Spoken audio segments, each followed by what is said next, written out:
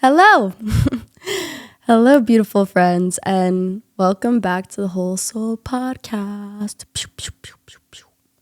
I hope that you're having a beautiful day or a beautiful night wherever you're tuning in from. And I'm so excited that you have chosen and decided to spend this time here with me, as today we're going to be diving into the topic of imposter syndrome.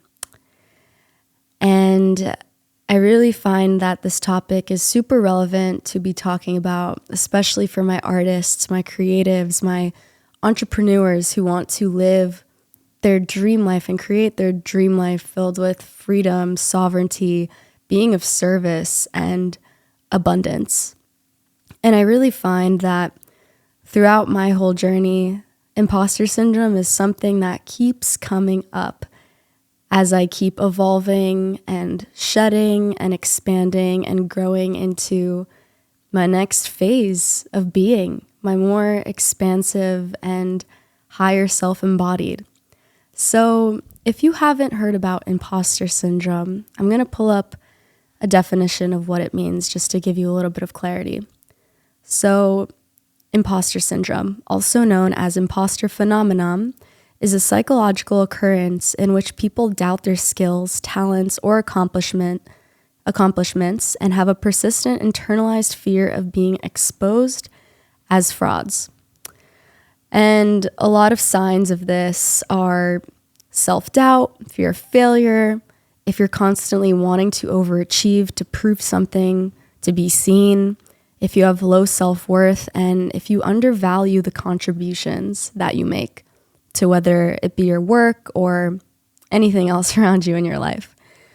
And on a spiritual level, imposter syndrome is the ego really just fearing death. The ego is trying to survive, so it creates these protection mechanisms, which are all of these signs of self-doubt, fear of failure, low self-worth, in order to keep you safe. And that is the role of the ego. But in reality, it's not actually keeping you safe. It's not keeping your soul expansion safe. It's actually blocking you from stepping into your highest potential and your power and your sovereignty and your empowerment. So the role of the ego is to protect you. And that's what imposter syndrome is, you know? So when does it surface? I really find that imposter syndrome really shows itself when you're in times of transition and expansion, when you're really stepping into a new, higher version of yourself and you're wanting to create something new. And a lot of times, a lot of fear comes with this. Fear of failure, mostly, fear of being seen.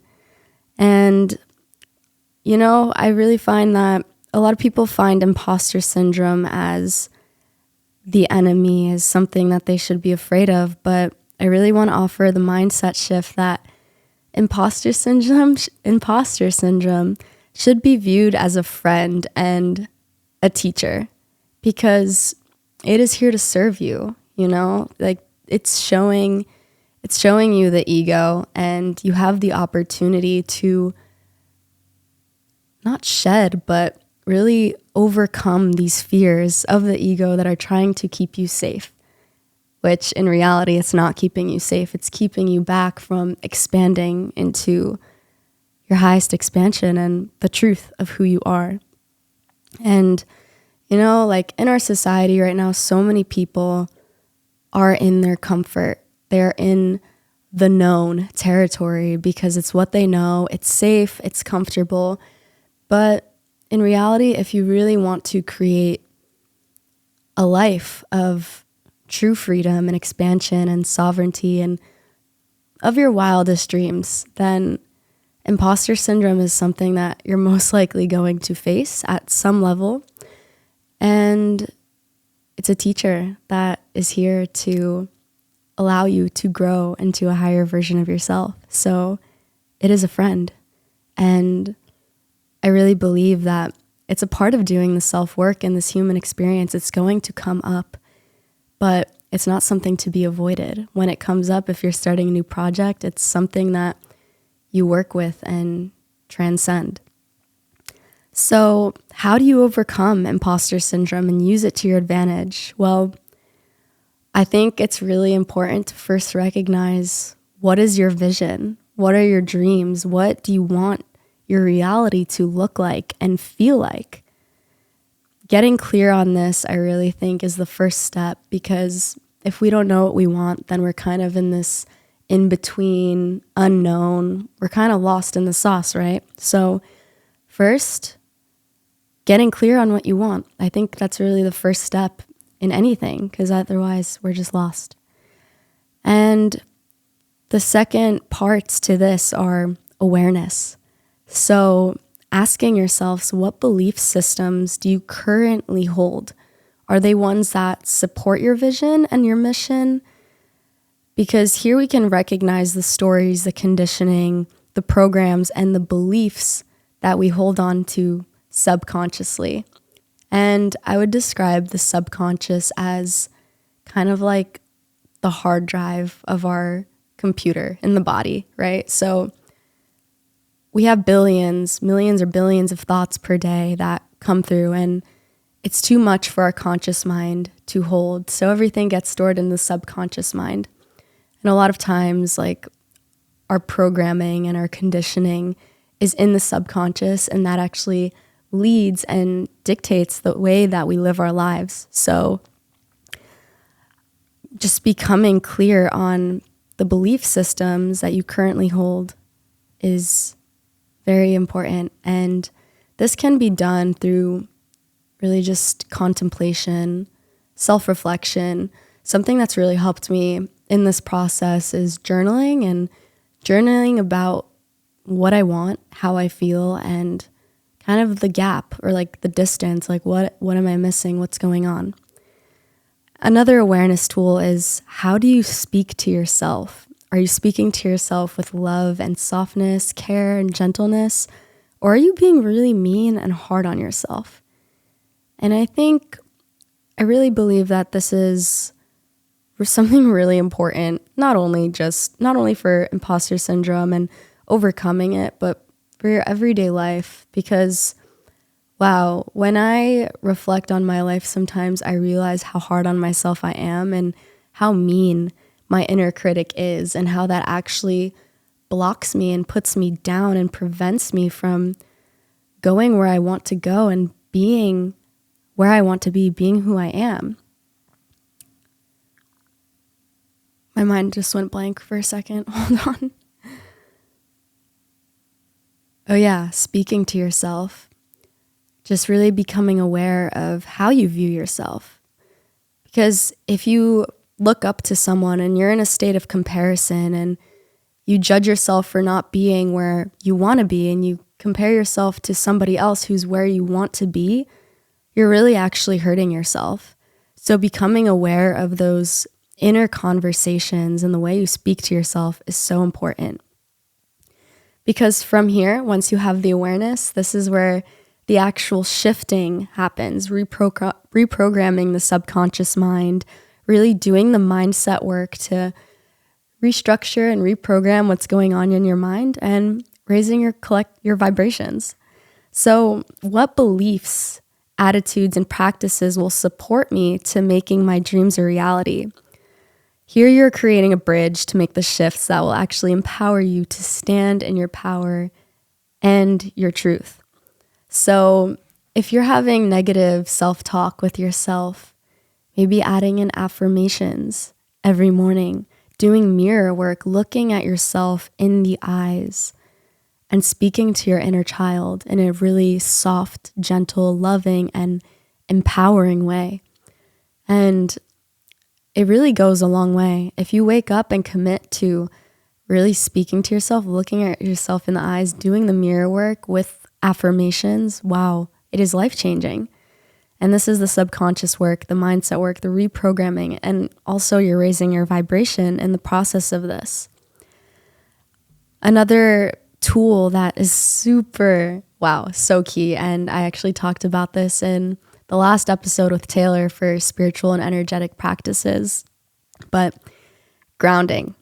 Grounding is essential, and it's like the key to life, you know? So in the morning when you wake up, just closing your eyes, going outside, putting your feet in the ground, dropping into meditation, creating your grounding cord, and calling back in all of your energy.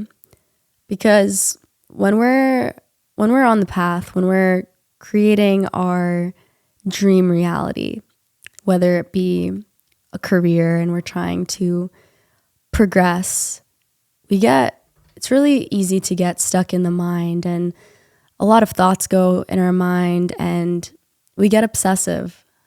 So grounding is actually really what helps us to come back to our bodies, to be in our bodies. So this is super helpful in doing that. Another tool is shadow work journaling. So asking yourself questions like the awareness questions of what belief systems do I hold? How do I view myself? Speaking to your inner child, all super helpful. Creating a vision board. So this actually helps you get clear on what you're calling into your life, what you actually want, and it makes it real because you're printing it out, you're putting it on the wall, and it's there every day. So you're getting closer, you're quantumly calling that in and anchoring that vision down into this reality. Personal development and self-help books. And I'll actually share with you Dr. Joe Dispenza is one of the most impactful human beings when it comes to bridging science and spirituality, and also doing the subconscious reprogramming work, which has absolutely changed my life. And my favorite book by him is actually called Becoming Supernatural. So if you haven't read that book, I 100% recommend. It's life-changing amongst all of his other books. There's another one called Breaking the Habit of Being Yourself, which is also so key. So those are some of the tools. Oh, another one, accountability. So usually for myself personally, I find it hard to be accountable with myself sometimes. So I'll call in for an accountability partner. So I'll ask one of my friends or schedule a date to hold each other accountable. Because if we have a goal and we allow imposter syndrome to paralyze us, then we're not going to go anywhere. We're going to get caught in the cycle where we have these dreams, we have these visions, we have these goals, but we're not allowing ourselves to actually do them and make progress in doing them because we're so paralyzed by we're so paralyzed by fear. And when this happens, we're actually allowing the ego to control us. So yeah, imposter syndrome. I feel so connected to this topic because since my journey of really just like leaving the quote unquote matrix, leaving college, and yeah, just going on my own journey, imposter syndrome has come up time and time and time again. And actually right now it's been coming up strong in my reality, not only with podcasting, which again, if you haven't heard previous episodes, I mentioned this a few times, but creating this podcast was such a big deal for me because for a long time, I just was so afraid of saying the wrong things or feeling like I don't have credibility, or having deep self-doubt, low self-worth.